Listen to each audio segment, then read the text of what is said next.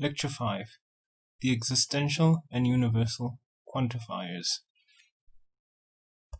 In mathematics, we study objects and their properties. Examples of objects that we study may include the real numbers, groups, and sequences. The collection of all objects under consideration may be regarded as the universe that we study. Examples of mathematical objects may include real numbers, groups, and sequences.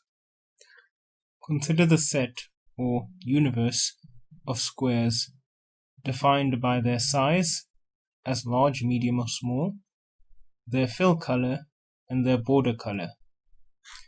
We'll call this universe box world. Given this universe, we may want to describe certain special properties of box world and perhaps the degree to which they apply. This is what we'll focus on in this lecture. Existence. Consider the following sentence. There exists a black swan. True enough, there does exist a black swan, and there we have a picture of it. But what exactly does this mean? This means there exists at least one black swan. Possibly there's more than one black swan. Possibly all swans in the world are black. Why are we interested in this? Let's examine this sentence more closely. There exists a black swan. What are we interested in? The swan. So we're interested in the universe of swans, but particularly we're interested in a black swan. So as our objects we have all swans, and as a property of interest we have the color black. A more mathematical example of the existence of some object with some special property may be that in the natural numbers there exists an x with the property that 2x is equal to x squared. Namely, x equals 2.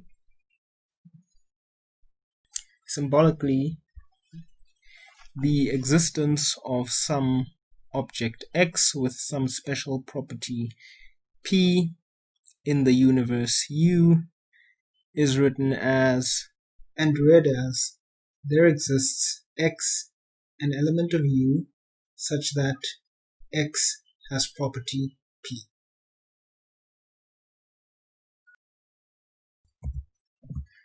Taking this into our box world universe, we have the result. Taking this into our box world universe, we have the statement: there exists a blue square with a black border, written symbolically below with the curly B representing box world. And indeed, we do see that there does exist a blue box with a black border. Indeed, again, this is a true statement, as all swans indeed have feathers. But what exactly is this saying? All swans have feathers. That means every single swan has feathers. So, if it doesn't have feathers, then it's not a swan. And why are we interested in such a statement? Well, again, what are we interested in? What is our universe? One may say the universe or the set of all swans. And according to the statement, why are we interested in them? What property are we interested in? We're interested in the fact that they have feathers. So we have So we have the object X, which is a swan in the universe of all swans, having the property that it has feathers. More importantly, we have that all objects in the universe have the property. In contrast to the existential quantifier, where we identified at least an individual object with a special property, the emphasis with the universal quantifier is that we're interested in this property because it's a property that applies to all objects in the universe that we study. A more mathematical example would be that in the real numbers, every object or every real number x has the property that x plus 0 is simply x. A universal statement is written as follows and read: for all x in U, x has the property p. Bringing this back to our box world example, we have the property that all objects in box world are squares. So, we have a universe of objects U with elements or objects x, y, z, and we have an interesting property p we wish to study in the context of this universe. We can describe the fact that certain objects in the universe have this property using the existential quantifier, or the fact that the property p may be a universal property. That is, all objects in the universe U have this property using the universal quantifier. But to truly understand what the property p says about the object x, it is often useful to understand what p is not saying about x. That is, it is often useful to understand the negation of p. Similarly, to understand an existential statement, it may be useful to understand its negation. As an example, consider our previous statement: there exists a black swan. What is the negation of the statement? There does not exist a black swan. That is, given any swan, it is not black.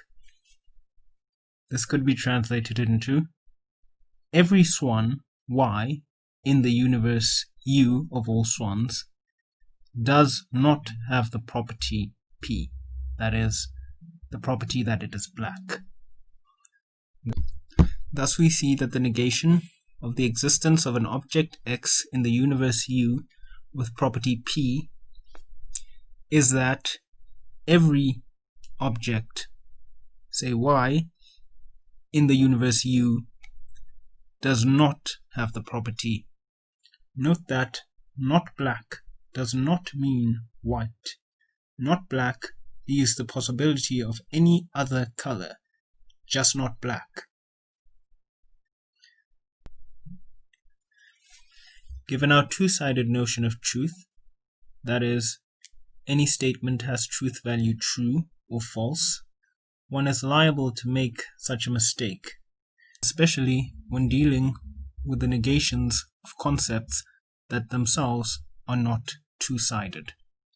For instance, in analysis, we have open sets and closed sets.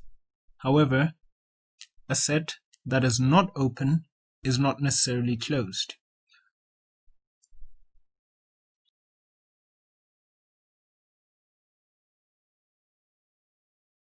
Okay, what would be the negation of a universal statement? Consider the universal statement: for all x in box world, x is a square. That is, every element in box world is a square. Its negation becomes: not all objects in box world are square. That is, there exists some objects in box world that are not square. Symbolically, this translates into there exists some object y in our universe such that the property Q does not hold. That is, where the property Q is that the object is a square.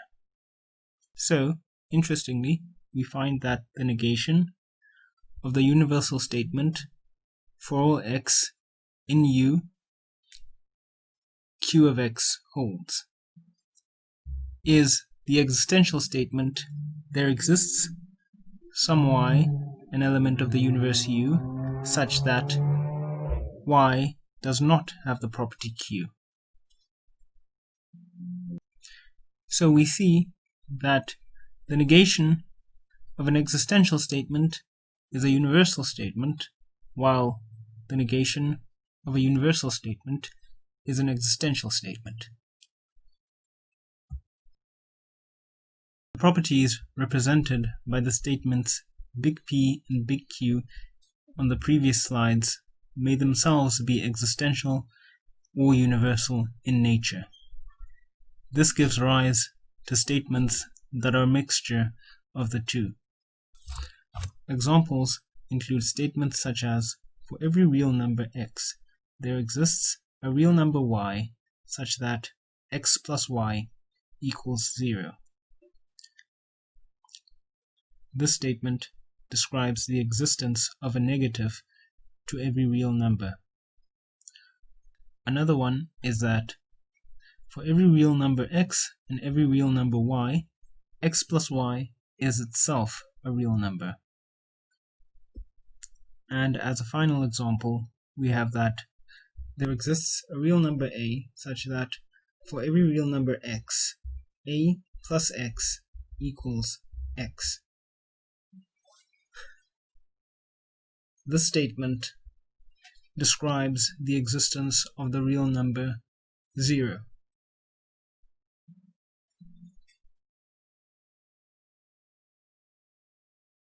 Now, given a set U and a property P, on the one extreme one may have that no element of U possesses the property P.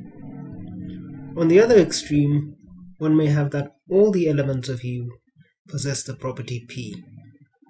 Alternatively, one may have that only some of the elements of U possess the property P. A more special alternative case is when exactly one element of U possesses the property P. That is, there exists a unique element x of U with the property P of x.